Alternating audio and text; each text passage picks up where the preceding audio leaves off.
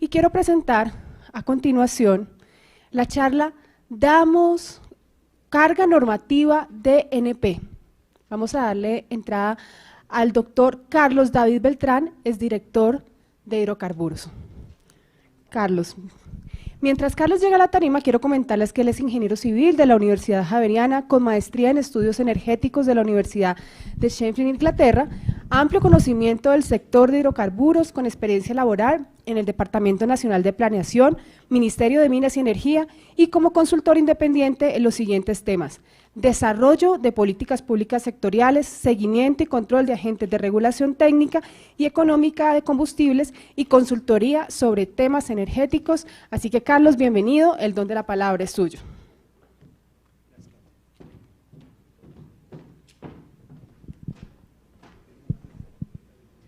Bueno, buenos días. Vengo en representación también de Nugen. Les cuento que Germán y yo preparamos pues, nuestras respectivas presentaciones y no nos pusimos de acuerdo, pero coincidimos en muchos de los puntos que ya les ha presentado Germán. Entonces, pues habrá cosas que se van a reiterar, pero lo importante es que les quede a ustedes el mensaje, digamos, de ser proactivos, de entendimiento de la regulación técnica, de la regulación económica, del nuevo mundo que nos está cambiando día a día. Prometo ser concreto, pero eso sí, las preguntas que tengan, por favor, realizarlas para poderles atender como debe ser, en forma certera. Muchas gracias al doctor Juan Carlos, a Jairo, muy agradecido de esta invitación, y obviamente también a Héctor.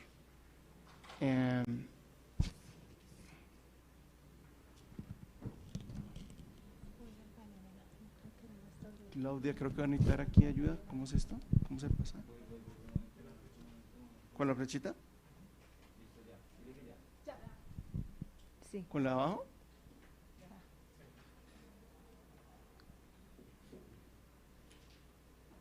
Ah, ya.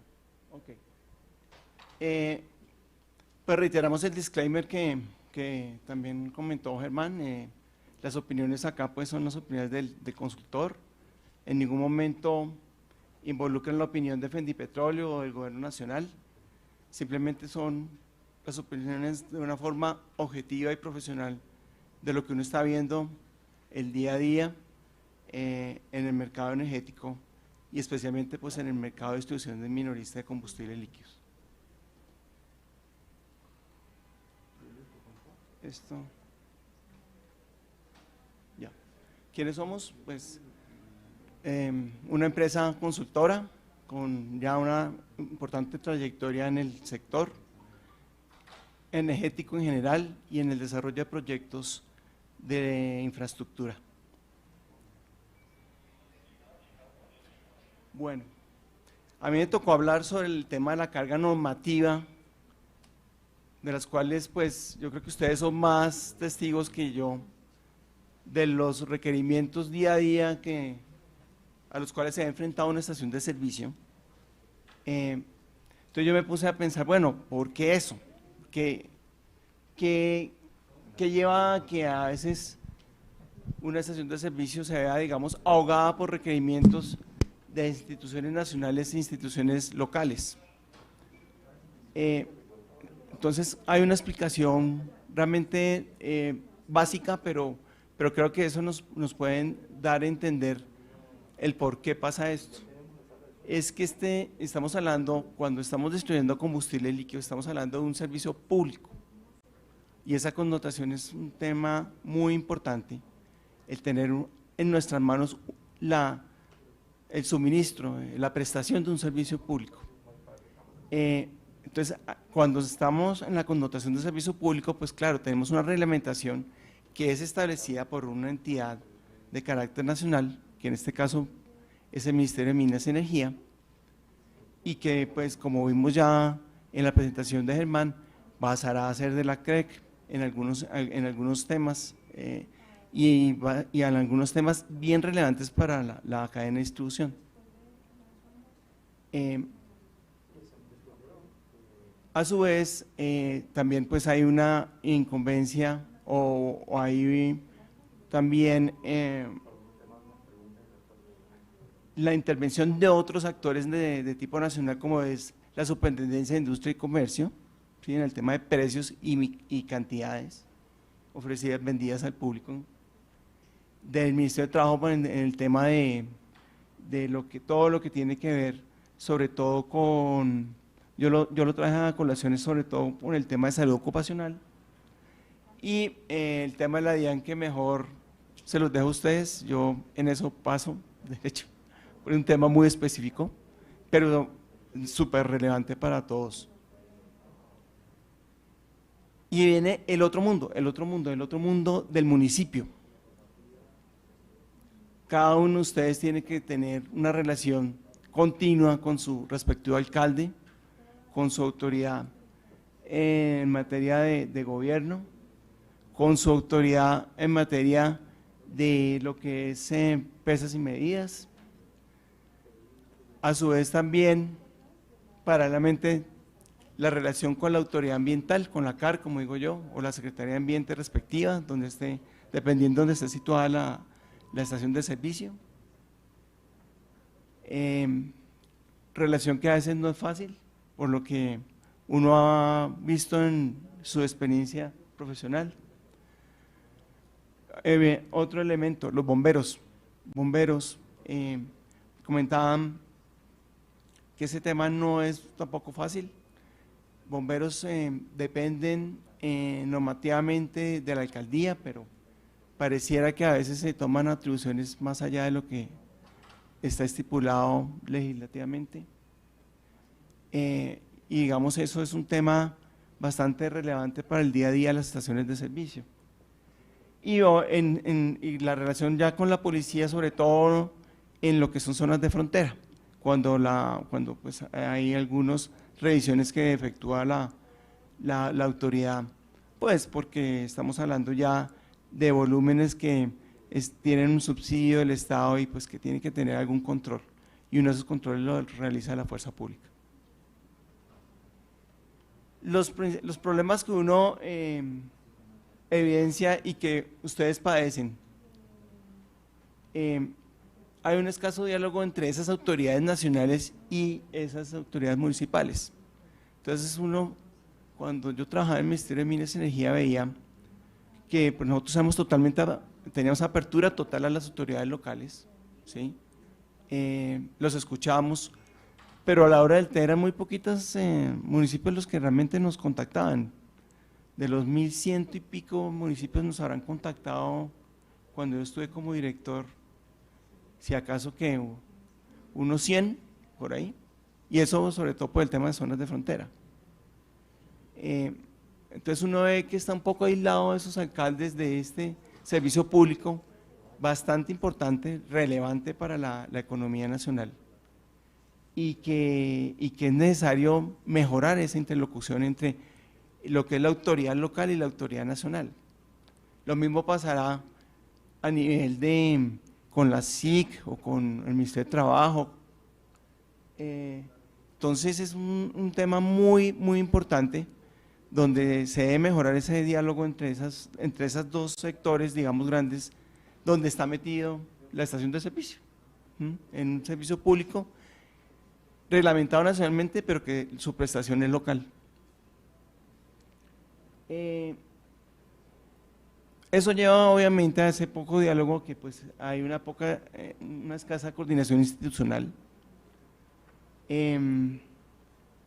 y se ve reflejado en un tema. Por ejemplo, a veces a ustedes los someten a requerimientos de información que la autoridad podría encontrar en el SICOM, ¿sí?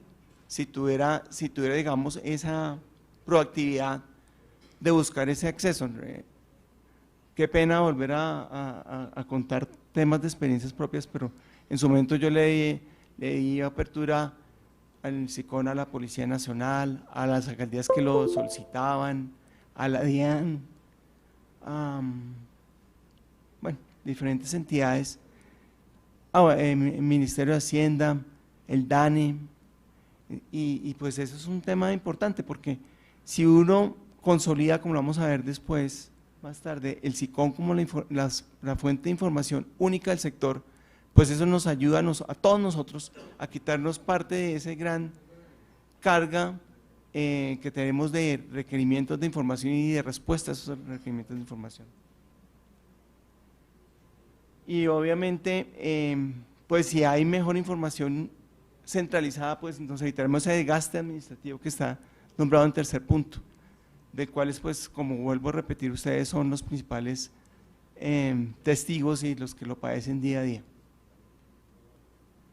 Entonces me puse a pensar, bueno, seamos proactivos, busquemos o propongamos medidas de mejora para que, digamos, en el marco de este congreso, del 35º Congreso de Fendipetróleo, y en el marco del trabajo que tienen que hacer las agremiaciones, pues los ayuden ustedes en el día a día, en el trabajo que tienen ustedes.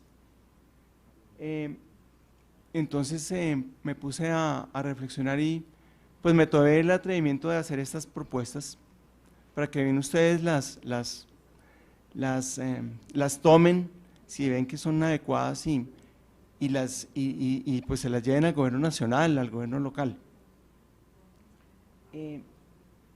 Sinceramente es necesario tener un mejor manejo del SICOM y eso requiere pues obviamente capacitación y esa capacitación debe ser, en mi entender, liderada por el Ministerio de Minas y Energía, y una capacitación que tiene que ser llevada no solamente a la capacitación que ustedes tienen cuando tienen que hacer el día a día de sus órdenes de pedido y el reporte de información del SICOM, sino que tiene que ser una capacitación también a entidades estatales, especialmente a las alcaldías y a gobernaciones.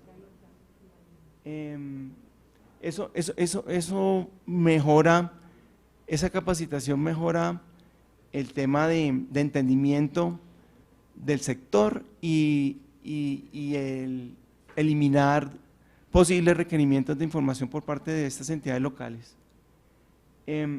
Además, con esa capacitación que pienso yo que debe ser liderada por el Ministerio de Minas y Energía y también por la SIC, pues se puede tener un mejor entendimiento de las autoridades locales por qué deben establecer el flete desde la planta de abasto hasta la estación de servicio, cómo es y el por qué se trabajan en el tema de regímenes de zona de frontera, qué especificidades tiene, qué particularidades tiene todo lo que es el mundo de zonas de frontera y cómo funciona el control a la medida de los dispensadores, de los surtidores en las estaciones de servicio. Tarea que está siendo adelantada directamente por la SIC, que ahora ha sido tercerizada y que creo que es importante que se siga en esa tarea para darle, digamos, tranquilidad tanto a la estación de servicio como al consumidor final. La parte ambiental que lo que me han comentado, vuelvo a reiterar, es que muchas veces es un dolor de cabeza para las estaciones de servicio, ¿sí? Hay un tema, dado el ordenamiento ambiental que se ha puesto aquí en Colombia para la gestión, para pues todo lo que es la gestión ambiental y el control y seguimiento, pues se tiene una independencia, se tiene una entidad central que es el Ministerio de Ambiente, pero se tienen las corporaciones que son totalmente independientes. Sin embargo, se tienen que someter al ordenamiento de los lineamientos que brinda el Ministerio de Ambiente. Y averiguando el tema me comentaron que lo que son los permisos de vertimientos ha mejorado mucho, dado que se aprovechó un plan de desarrollo para que el Ministerio de Ambiente tuviera la facultad de brindar esos lineamientos generales. Creo que se debería hacer lo mismo en el próximo plan de desarrollo para lo que es el plan de contingencias y todo lo que es el tema de manejo de aguas subterráneas. Me comentan, por ejemplo, que el tema de pozos de monitoreo es bastante divergente a nivel nacional. Depende del punto de vista de la autoridad local ambiental. Pide 3, pide 2, ubicados aguas arriba, aguas abajo de las aguas subterráneas. No hay una visión uniforme sobre lo que debe ser el tema de los pozos de monitoreo, y creo que es algo que es una necesidad grande para el sector, porque obviamente si no se tiene uniformidad en el criterio ambiental para desarrollar esa tarea tan importante, tanto para la estación de servicio como para la autoridad ambiental, de seguimiento a cómo están las aguas subterráneas, pues se enloquecen ustedes. Entonces creo que es un tema a llevar a cabo por parte del gremio, en el mejor sentido de la gestión ante el gobierno nacional, para tener una claridad en esto.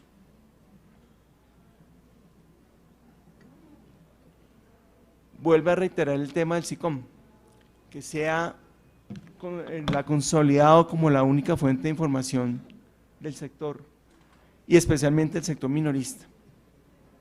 Eso nos ayuda a tener, digamos, un menor desgaste administrativo para las estaciones de servicio. Pero entonces, ¿qué se requiere para ese fortalecimiento, esa consolidación, como lo puse yo ahí? Obviamente, la capacidad del mismo SICOM tiene que ser mejorada, tanto el tema humano como el tema técnico, el tema de software, hardware, pero también la gente que le ayuda, a los que uno llama para que cuando uno tiene algún problema, para ver cómo ingresa una información, si se tiene alguna duda, pues que haya gente en el helpdesk que le ayuden a las estaciones de servicio a introducir la información como debe ser, porque eso es un tema importante. Si se mete información en forma indebida, digamos, en forma errónea, digamos, de buena fe, se mete la información como no es, pues es una información que no va a ser, de la cual no se puede sacar fruto, de la cual no va a ser útil para poder tener un análisis certero del sector. Y este tema ahora presta más relevancia cuando vemos, como lo comentó ya Germán, de parte de la actividad del sector va a ser regulada por la Comisión de Regulación de Energía y Gas, por la CREC, y la CREC va a tener que sacar información clarísima del SICOM para poder atender el tema, por ejemplo, del margen minorista. Entonces, si hay buena información brindada por las mismas estaciones de servicio, pues eso nos va a ayudar a que la CREC tome la mejor decisión en cuanto al margen minorista.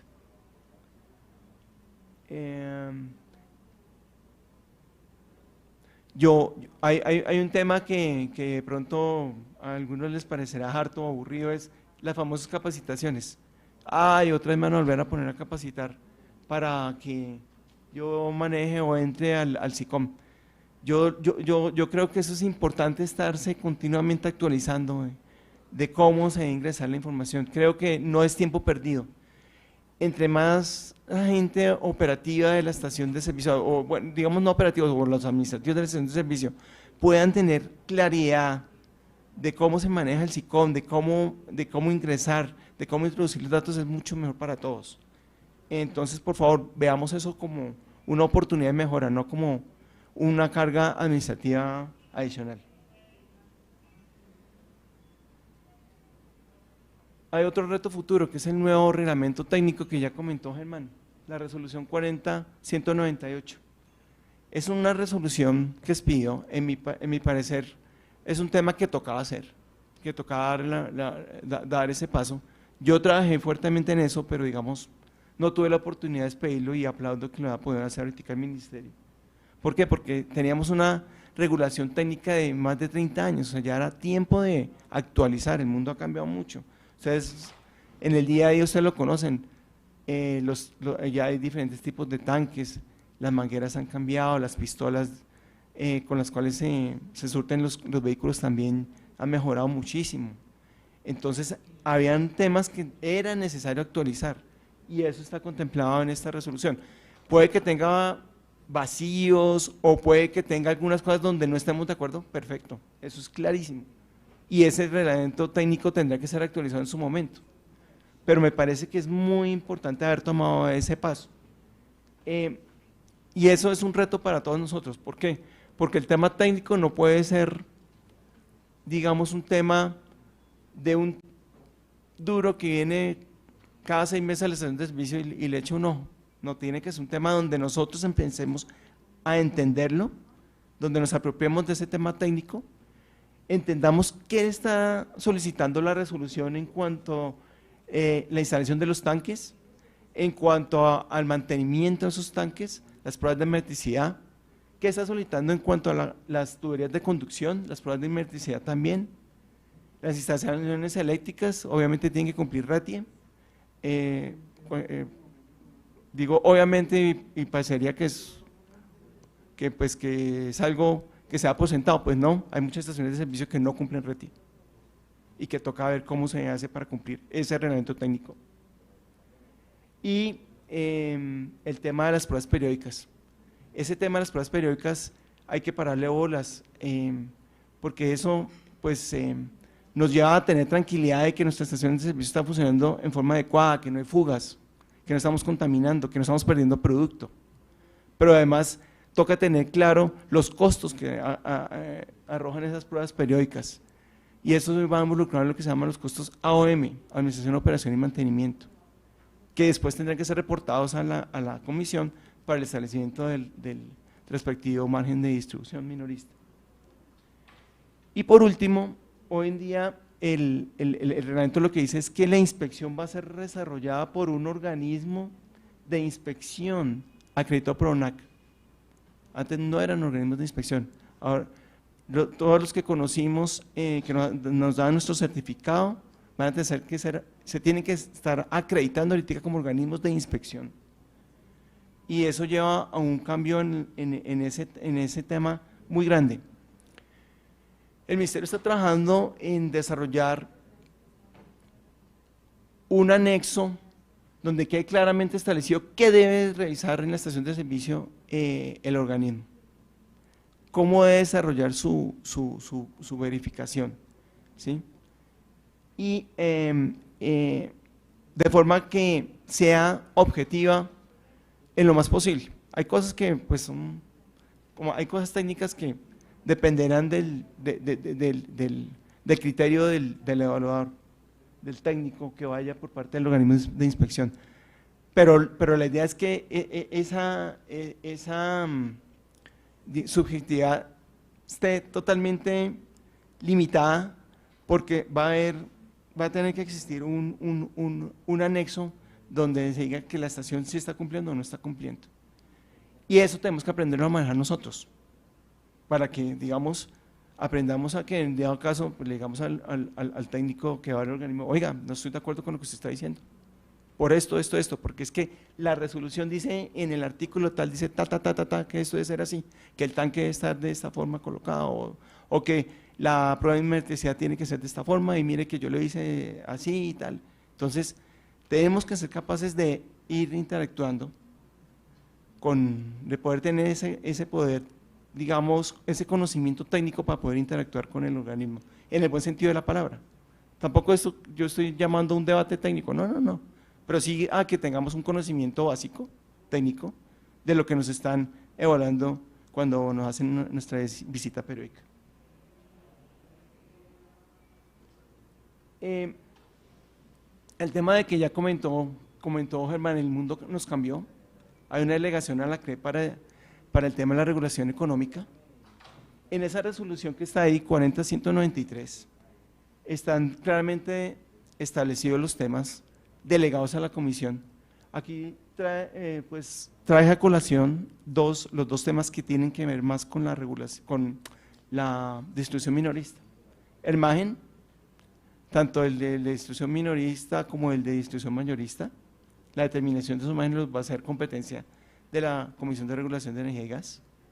Y el otro, totalmente relacionado con nuestra actividad, es el régimen de precios, donde se va a seguir aplicando el régimen de libertad regulada, donde va a continuar el régimen de libertad vigilada, qué condiciones se deben tener en los mercados donde se van a aplicar uno u otro régimen, y ustedes saben que eso es súper vital para, obviamente, la actividad económica de la estación de servicio. Entonces, ¿cuál es el llamado? El llamado es, reitero el mensaje de Germán, tenemos que ser proactivos cuando la Comisión de Regulación saque una propuesta. Tenemos que tener entendimiento y escuchar lo que ellos hacen, conferencias así abiertas donde explican cómo hacer la metodología, escuchar, entenderla, pedirle a la agremiación, bueno, mire, respondamos, tengamos documentos técnicos. El diálogo con la Comisión de Regulación es eminentemente técnico. Entonces, ellos hacen un estudio, lo sacan, lo publican, lo podemos tener nosotros, entenderlo, leerlo, entenderlo, hacer comentarios. Ese tema de retroalimentación es básico. Cuando yo estaba en el ministerio, yo tuve la oportunidad de manejar varios estudios técnicos y poco fue lo que recibí de comentarios del sector minorista, desafortunadamente en su momento. Eso está cambiando, y con el Soldicom se han hecho algunos estudios interesantes y tengo entendido que se va pues, a continuar en esa perspectiva. Es bueno que entendamos esos estudios, que participemos, ese es el llamado, participemos, entendamos, leamos, y poco a poco, no quiere decir que un día para otro se van a volver eruditos en tema de regulación económica, pero poco a poco lo van entendiendo cuando se vayan metiendo y entendiendo todos estos estudios y las propuestas regulatorias de la CRE. Y el último, el mundo nos está cambiando, terriblemente. Europa estaba basada en energías alternativas, entonces hizo una apuesta grandísima a la energía eólica y resulta que hace un mes dejó de ventear en Europa. ¿Por qué? Pues porque el cambio climático, no sé, algún tema atmosférico llevó a que los molinos de viento no se movieran y entonces entraron en pánico, se les dispararon la generación con gas, tuvieron que prender algunas plantas de carbón, el carbón era el feo, el paseo, no querían volver a trabajar con carbón en países como Alemania, les tocó retomar el tema del carbón, de pronto tienen que volver en algunos países con el tema de la energía nuclear. Aquí viene toda esta anécdota, a que el mundo está cambiando terriblemente y nosotros tenemos que estar conscientes de eso, que lo que venimos haciendo y que nos fue bien durante muchos años, pues toca reevaluarlo. Podemos seguir con alguna de esas actividades, pero toca ver qué cosas toca mejorar, qué cosas toca cambiar, en qué innovar. Y entonces, ¿qué puntos, por ejemplo, nos afectan directamente a nosotros hoy en día? Estamos trabajando con combustibles más limpios, entonces más limpios quiere decir con menos azufre, ¿sí? Que eso es bonito, chévere, obviamente toca hacerlo por materia de calidad del aire, pero para la estación de servicio es un reto grandísimo. ¿Por qué? Porque el manejar combustibles con menos azufre significa que son más susceptibles a la contaminación con el agua, y ustedes lo han visto. Cuando hay contaminación con agua, perdemos muchas veces las propiedades de ese combustible, tenemos contaminación con materia orgánica, sobre todo en lo que es el diésel, podemos tener en dado caso en la gasolina separaciones de fases, y eso nos puede llevar a posibles demandas por parte de consumidores o quejas, de pronto no llegar hasta demandas, pero sí quejas donde involucran hasta la SIC de pronto, en un momento dado. Entonces, ¿a qué viene todo esto? Estos combustibles más limpios requieren unas muy buenas prácticas que deben ser llevadas a cabo por todos nosotros, empezando por los operadores de la estación de servicio. pedirle a la agremiación, denos a charlas, mándenos gente para que nos den charlas sobre eso. ¿Cómo podemos mejorar nuestras prácticas para que no tengamos problemas de pérdida de combustibles por contaminación, por ejemplo, con agua?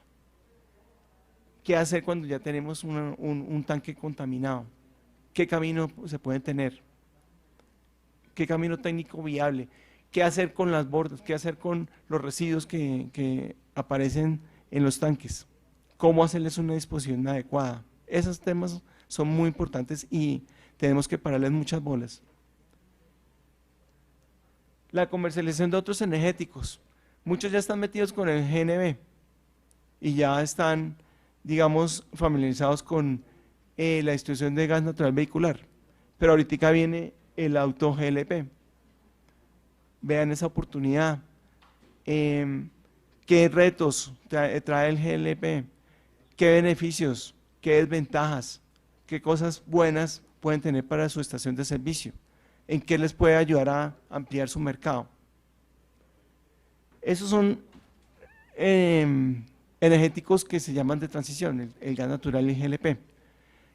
Lo que avisoramos en el futuro y lo que dicen los expertos es que desde el 2030 muchas ensambladoras grandes, fabricantes de automóviles van a dejar de hacer carros a combustión interna y van a hacer totalmente carros eléctricos.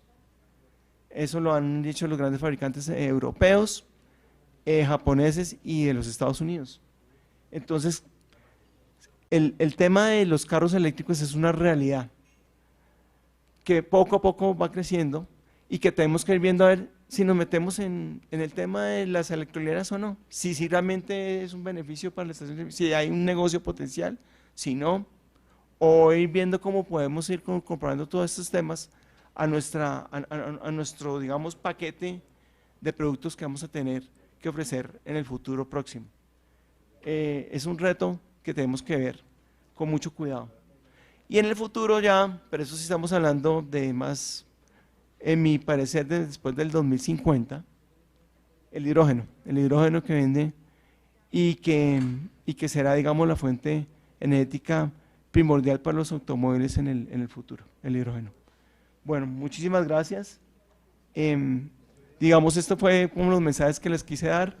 Espero que algo les haya servido y que pues puedan seguir en esta tónica de irse actualizando, de ser proactivos en todo lo que se nos viene, porque el mundo está cambiando a pasos agigantados. Muchas gracias. Muchísimas gracias, Carlos. Y si tienen preguntas a la hora del almuerzo, bien puedan acercarse al experto y comentar las inquietudes acerca de esta magnífica charla. Muchísimas gracias.